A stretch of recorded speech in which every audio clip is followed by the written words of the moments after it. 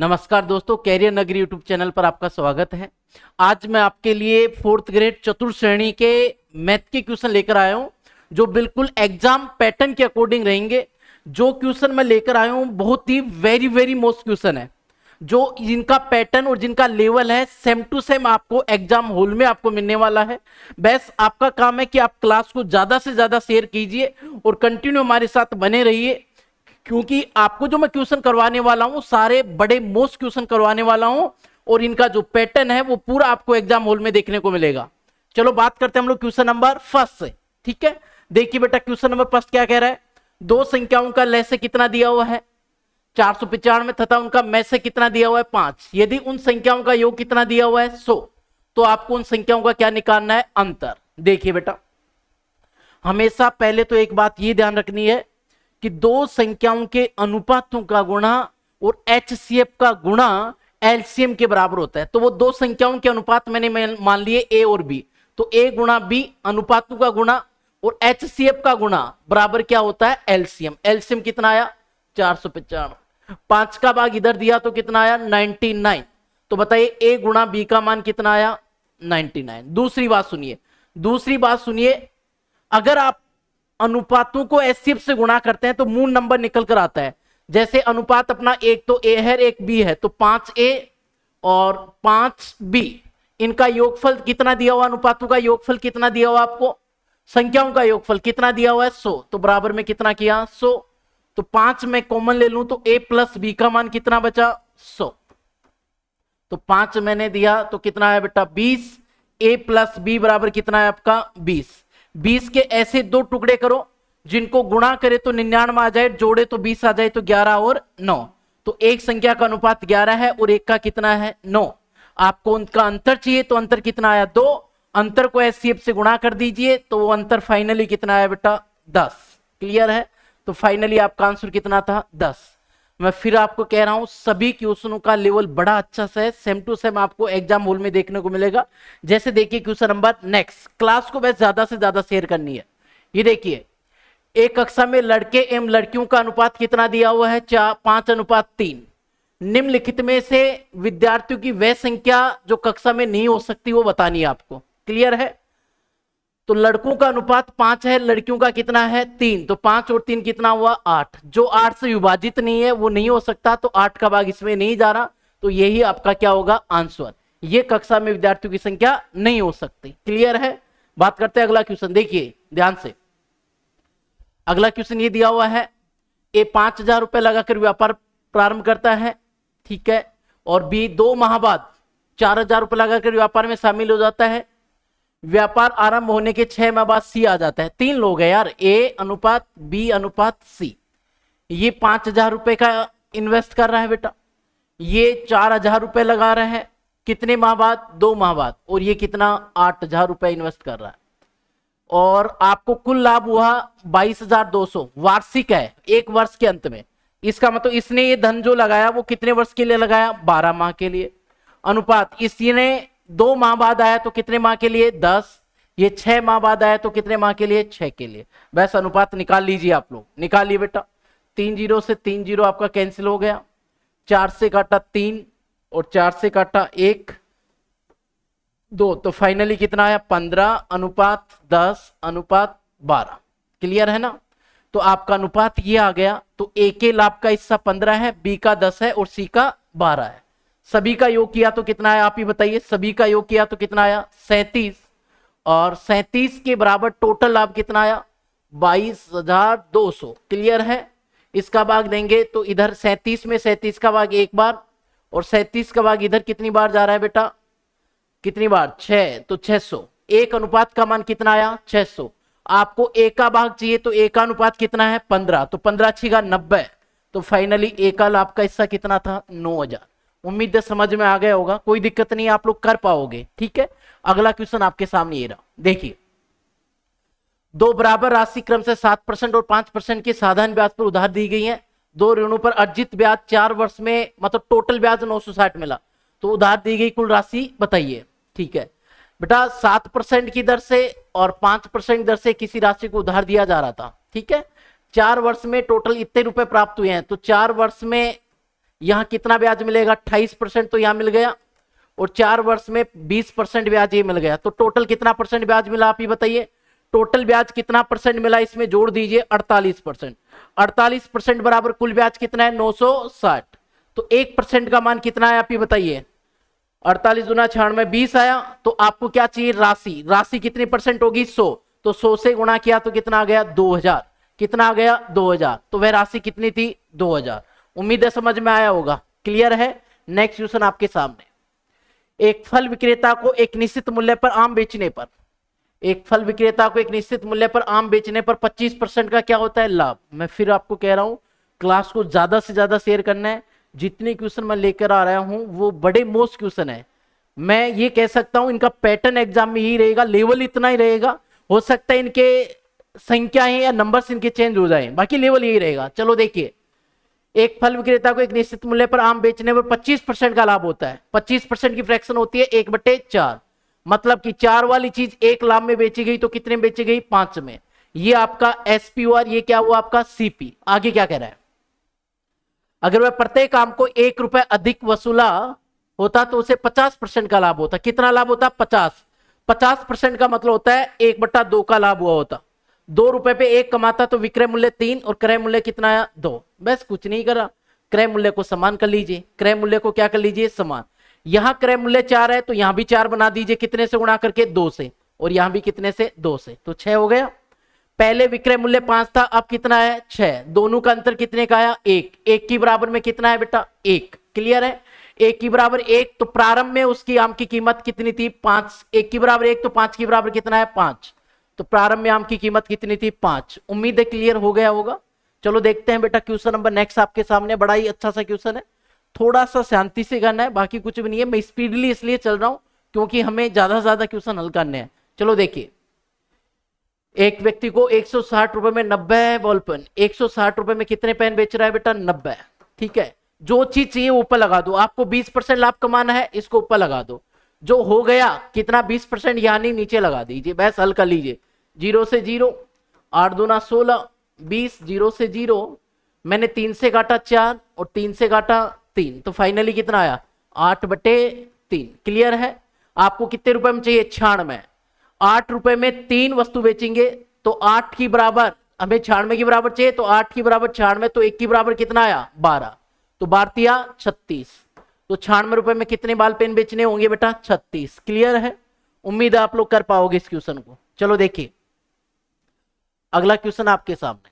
ठीक है, ये कह रहा है राजा ने विज्ञान में 84, अंग्रेजी में 57, समाजशास्त्र में 67 और गणित में 81 और हिंदी में 78 अंक प्राप्त किए। तो प्रत्येक विषय में अधिकतम अंक 100 है, तो राजा को समग्र कितने प्रतिशत अंक मिले, यानी परसेंटेज निकालना है। सीधा है, टोटल कितनी सब्जेक्ट है 1 2 3 4 और 5, तो कितना हुआ बेटा 500। टोटल पेपर 500 का था, 500 में मिला कितना वो देखिए 84 प्लस 57 प्लस 67 प्लस 81 और प्लस 78, इनको जोड़िए। इनको जोड़ा तो फाइनली कितना आया 367। कितना आ रहा है 367। 367 प्राप्त हुए बेटा कितने में से 500 में से, तो परसेंटेज निकाल लीजिए यार, गुणा 100 से। तो 500 पे इतने अंक मिले हैं तो कितनी परसेंटेज मिले, 5 का भाग दे दीजिए। 5 का भाग दिए तो 7 पंजे 35, शेष पल 5 15, फाइनली 73 पॉइंट कितना आ रहा है बेटा 4%। क्लियर है, तो आपका सी नंबर विकल्प क्या था, बिल्कुल राइट आंसर था। उम्मीद आपको समझ में आया होगा। चलो नेक्स्ट क्वेश्चन की बात करते हैं। अगला क्वेश्चन देखिए आप लोग, क्वेश्चन नंबर नेक्स्ट देखिए, बड़ा अच्छा सा क्वेश्चन है, बड़ा अच्छा सा क्वेश्चन है, ध्यान से देख लेना बड़ा। एक प्रदर्शनी में प्रवेश टिकट 5 रुपए का है। प्रवेश जो एंट्री फीस है उसका टिकट का मूल्य कितना है 5 रुपए। बाद में से 20% कम कर दिया गया, बाद में उसका मूल्य घटा दिया गया, कितना परसेंट 20% की फ्रैक्शन 1/5, मतलब जो मूल्य 5 था उससे 1 कम हो गया, तो आज कितना हो गया 4। क्लियर है, बात आगे करते हैं। परिणाम स्वरूप टिकट की बिक्री धनराशि बढ़कर 44% अधिक हो गई, 44% ज्यादा हो गया। ठीक है, तो 44% की फ्रैक्शन बोले तो कितनी होती है 44/100 कर रहे होंगे, 4 से काटे तो 11/25। इसका मतलब पहले जो आपका टिकट इनकम जो 25 की हो रही थी, आज वो 11 ज्यादा हो रही है, तो आज कितनी हो रही है बेटा 36 की। तो सुनिए आप इधर से ध्यान से देखना एक बार, पहले आपका टिकट का मूल्य कितना था 5, तो 5 की बराबर 5, तो 4 की बराबर कितना होगा 4 ही होगा, क्लियर है। 5 की बराबर 5, तो 1 की बराबर 1, तो 4 की बराबर 4, क्लियर है। तो मुझे एक चीज बताइए, पहले एक टिकट 5 रुपए का आ रहा था और रुपए कितने कमा रहे थे 25, इसका मतलब दर्शक कितने आ रहे थे, दर्शक कितने आ रहे थे 5 का भाग दे दो तो कितने दर्शक आ रहे थे 5। आज हम लोग 4 रुपए टिकट का मूल्य है और 36 रुपए कमा रहे हैं, इसका मतलब दर्शक कितने आ रहे हैं देखने वाले, 4 का भाग दो कितने आ रहे हैं 9। तो पहले जो दर्शक 5 आ रहे थे आज 9 आ रहे हैं, कितनी वृद्धि हुई 4 की, और कितने पे 5 पे, गुणा कितना 100। तो फाइनली दर्शकों में वृद्धि हो गई और कितने परसेंट की वृद्धि हो गई 80। कितने परसेंट की वृद्धि हो गई बेटा 80, किसमें, दर्शकों की संख्या में। उम्मीद है क्लियर हो गया होगा, बड़ा अच्छा सा क्वेश्चन था, ध्यान से देखना। क्वेश्चन नंबर नेक्स्ट, सभी बच्चे देखिए, ब्याज की गणना वार्षिक चक्रवृद्धि के आधार पर किए जाने पर किसी निश्चित धनराशि पर 2 से 2/3 वर्षों के लिए 15% वार्षिक दर से चक्रवृद्धि ब्याज ये है, तो आपको राशि निकालनी है यार, कोई दिक्कत नहीं। 15% की फ्रैक्शन होती है शायद 3/20, कितनी होती है 3/20। तो सीधा सा आ जाइए ना यार, मूलधन अनुपात में क्या कर दो अमाउंट, 20 से कोई राशि 23 हो रही है भाई, 3 ब्याज मिल गया, मूलधन 20 था तो कितना हो गया अमाउंट 23, फिर 20 से कितना हुआ 23, फिर 20 से, अब आपको 2 वर्ष कंप्लीट हो गए, अब 2/3 वर्ष है तो 2/3 के लिए 2/3 से गुणा कर दीजिए, गुणा किया तो फाइनली 1/10, 10 से कितना हुआ 11, बस गुणा करो इसको तो कितना आया 4000, इधर गुणा किया तो कितना आया 529, और 529 को गुणा करना है कितने से 11 से, तो 9 9 2 11, ठीक है 1 5 2 7 1 8 और 5 5819। तो ब्याज कितना आया, ब्याज कितना आया बेटा 1819। चलो बात करते हैं आगे, आगे बात करते हैं क्या पूछ रहा है। तो ब्याज आया 1819, तो 1819 के बराबर कितना ब्याज है 9095, इसका भाग जा रहा है इसमें कितनी बार 5 बार, 1 की बराबर 5 है तो आपको चाहिए मूलधन, मूलधन कितना है बेटा 4000, 1 की बराबर 5 है तो 4000 बराबर कितना होगा 5 का 20, 20,000। तो बताइए वह राशि कितनी थी 20,000, कितनी थी 20,000। उम्मीद है क्लियर हो गया होगा। अगला क्वेश्चन देखिए आप लोग, एक यात्रा में ठहराव को छोड़कर एक ट्रक की चाल, अगर बीच बीच में जो ट्रक रुक रहा है वो समय इंक्लूड नहीं करे तो उसकी चाल कितनी है 90 किलोमीटर पर आवर, और ठहराव के साथ उसकी ट्रक की चाल कितनी है 36 किलोमीटर पर आवर। तो ट्रक की प्रति घंटे कितने मिनट वो रुक रहा है ये बताना है, तो दोनों का अंतर कर लो यार, अंतर किया तो कितना आया 90 में 36 गया तो कितना आया 54, और नीचे लगा दो बिना रुके चाल 90, आपको मिनट चाहिए तो कितने से गुणा कर दो 60 से, ठार 54 ठार पंजे 90 12 पंजे 60 12 36, कितनी मिनट रुक रहा है 36 मिनट। प्रति घंटे में कितने मिनट विश्राम कर रहा है वो ट्रक 36 मिनट का विश्राम कर रहा है, यानी सीधी बात है चालू का अंतर बटे में बिना, चालू का अंतर कितना है 54, बटे में बिना रुके चाल लगा देना, बिना रुके चाल कितनी है 90, मिनट चाहिए तो कितने से गुणा कर देना 60 से, यही आपका आंसर आ जाएगा। उम्मीद है क्लियर है।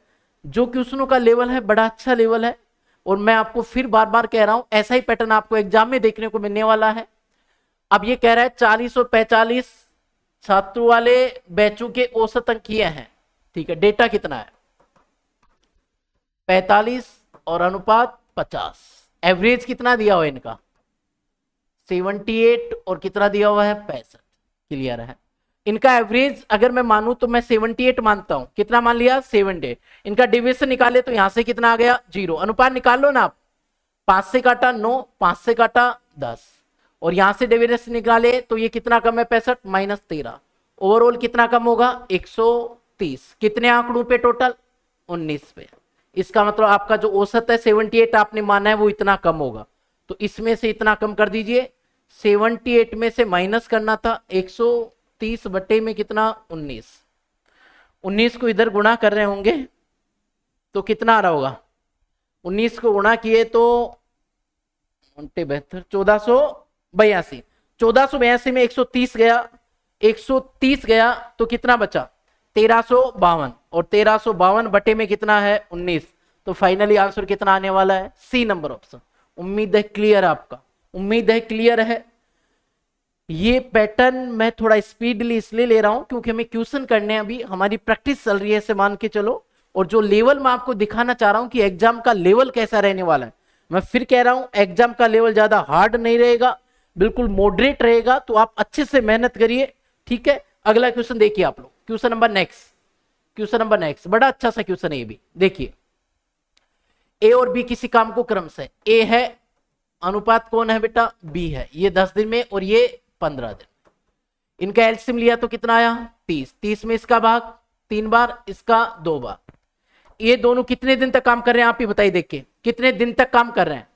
ये एक दिन में 3 काम करता है, ये 2, तो दोनों मिलके 5, और कितने दिन तक काम कर रहे हैं 4 दिनों तक वे एक साथ काम करते हैं। तो फाइनली कितना काम हो गया 20, शेष काम कितना बचा 30 में 20 हो गया तो 10 काम को करने में सी को कितने दिन लगे 12 दिन। तो एक दिन में कितना काम करेगा भाई, 12 दिन में 10 काम कर रहा है, तो एक दिन में कितना काम करेगा 10/12, क्लियर है। तो 5/6 काम। जब सी नाम का बंदा एक दिन में 5/6 काम करता है ना, तो क्वेश्चन ये कह रहा है सी अकेला उस कार्य का 4/9 भाग, कार्य कितना है टोटल 30 का 4/9 निकालेंगे तो 30 गुणा 4/9, इस काम को कितने समय में करेगा, एक दिन में कितना करता है 5/6, तो 5/6 का भाग दे दीजिए। तो फाइनली कितना आया 5 से काटा 6 और 3 से काटा 2, 3 से काटा 3, 3 से काटा 2, 4 दूना 8, 8 दूना 16। तो फाइनली कितने दिन में करेगा सी उस कार्य का 4/9 भाग कितने दिन में कर पाएगा, मात्र 16 दिन में कर पाएगा। मात्र कितने दिन में 16 दिन में। अगला क्वेश्चन देखिए आप लोग, बड़ा अच्छा सा क्वेश्चन है यार। देखिए 14 वस्तुओं का औसत दिया हुआ है, कितने का 14 वस्तुओं का एवरेज कितना दिया हुआ आपको बताइए। एवरेज 14 वस्तुओं का जो एवरेज दिया हुआ है वो 73.5 दिया हुआ है, ठीक है। दो संख्या थी 60 है एक, तो एक कितना है 63 है, इन दोनों का सम कितना है 123। इनकी जगह क्या लिखा गया है, इनकी जगह 58 और 70, तो इन दोनों का योग किया तो कितना आया, इन दोनों का योग किया तो 128। 123 की बजाय हम 128 जोड़े, मतलब कितना ज्यादा जोड़ दिए 5, तो 5 कम करेंगे। एवरेज कितना बढ़ा बताइए, एवरेज 1.5 बढ़ा, कितने आंकड़ों पे 14 पे नहीं, उसमें एक संख्या x भी तो शामिल की जा रही है, तो 15 पे। तो 15 गुणा 1.5 हम लोग कर पा रहे होंगे, तो कितना आ रहा होगा 15 5 75, 15 एकम 15, 15 और 7 होता है 22.5। 22.5 में 5 तो इनका बढ़ा है, तो 5 तो ये कम कर दीजिए, 5 ये कम किया तो कितना आया होगा 17.5। तो 17.5 ज्यादा है वो संख्या किससे, औसत से। औसत कितना था ये, तो ये x जो है औसत से इतनी ज्यादा है। तो 73.5 में अगर आप 17.5 ऐड कर रहे होते हैं तो आप सीधा सा जोड़ दीजिए, यहां आ जाएगा 10, 7 3 10 और 1 11, ठीक है, 7 1 8 1 9। तो फाइनली आंसर कितना है 91। x का मान जो होगा वो कितना होगा 91। उम्मीद है आपका क्लियर है। बड़ा क्वेश्चन का लेवल देखो, बड़ा अच्छा सा लेवल है। मैं फिर कह रहा हूं एग्जाम में देखने को मिलेगा, बेस्ट क्लास को ज्यादा से ज्यादा शेयर करनी है आपको। देखिए बेटा अगला क्वेश्चन, दो संख्याओं का अनुपात 4:5 है और उनका महत्तम समापत्ति है, तो उनका लघुत्तम समापत्ति ज्ञात कीजिए। तो सुनिए, अभी तो बोला था मैंने पहले क्वेश्चन में, दो संख्याओं के अनुपातों का गुणा और HCF का गुणा हमेशा LCM होता है। तो अनुपातों गुणा कर दीजिए 4 गुणा 5 और HCF का गुणा कर दीजिए 6, LCM होगा, क्या होगा ये LCM, बात खत्म। तो गुणा कर दीजिए 4 पंजे 20 और 6 दूना 12 120, तो LCM कितना होगा उनका 120, बात खत्म यार। इतना नॉर्मल सा क्वेश्चन है, चुटकियों में आप उड़ा सकते हो, बस प्रैक्टिस थोड़ी सी अच्छी लगानी है। ये लास्ट क्वेश्चन है आज के पेपर का, ठीक है। डेली हम लोग ऐसे जो मोस्ट क्वेश्चन है वेरी वो सारे क्वेश्चन हम लोग करेंगे, ठीक है। तो डेली आपके लिए मैं 15 क्वेश्चन लेकर आता रहूंगा, क्योंकि एग्जाम में भी 15 क्वेश्चन आएंगे और सारे सिलेबस के अकॉर्डिंग और एग्जाम पैटर्न के अकॉर्डिंग रहेंगे। बस आपसे उम्मीद है कि आप क्लास को ज्यादा से ज्यादा शेयर करोगे। चलो इस क्वेश्चन को और देख लीजिए आप लोग, ये पाई चार्ट का क्वेश्चन है आपका। एक कक्षा 8 9 10 और 11 में कुल कितने विद्यार्थी हैं 500, जो आरेख में दर्शाए गए हैं, ठीक है। कक्षा 8 और 9 में औसत छात्र कितने हैं, तो टोटल 500 है ना, तो कक्षा 8 में कितने हैं 20, तो 500 का 20% निकाले तो फाइनली कितना आ रहा होगा, 500 का 20% निकाले तो 100 छात्र तो यहां से आ गए। और 9 में 30% है, तो 500 का 30% निकाल लीजिए, 30% निकाले तो 150 आया होगा, 150 ये आ गया बेटा। फाइनली टोटल छात्र कितने हुए 250। आपको तो एवरेज चाहिए ना इनका, तो बताइए कितनी कक्षा हुई है 2, 1 8 और 9 2 हुई ना, तो 250 में कितने का भाग दो संख्याओं का, योग में किसका भाग दे दो संख्याओं का। तो फाइनली कितना आया 125, कितना आया 125। उम्मीद है ये क्वेश्चन समझ में आया होगा। मैं फिर कह रहा हूं, इन क्वेश्चनों को एक बार दोबारा देख लेना अगर समझ में नहीं आया हो तो। बाकी अगली क्लास में हम लोग फिर से मिलेंगे, बड़े मोस्ट क्वेश्चन मैं आपके लिए लेकर आऊंगा। बस मैं आपसे यही उम्मीद करता हूं कि आप क्लास को ज्यादा से ज्यादा शेयर करोगे। तो आज के लिए इतना पर्याप्त है, धन्यवाद।